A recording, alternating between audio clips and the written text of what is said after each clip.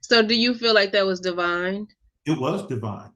Yeah. Yeah. Reading the book Rich Dad Poor Dad really helped me understand who this guy that doesn't look like me, why is this happening?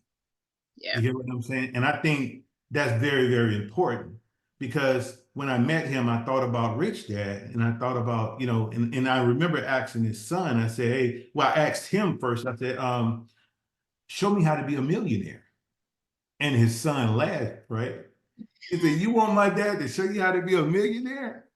He said, if you do that, man, you're going to be a bad father, right? And I said, what do you mean by that?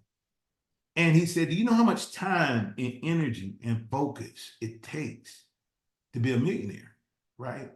And see, at the time, I didn't really, I understood part of it because I Mhm. know the sacrifice and the commitment to focus and knowing what your primary aim is. I know how important that is.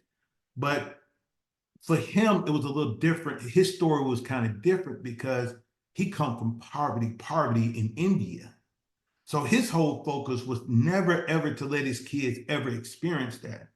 And he felt what Mhm. he was doing for his kids was to make sure that they never have to worry about money ever again, which he did that for them because now he's worth over probably a couple $100 million, right? But and they don't have to worry about anything.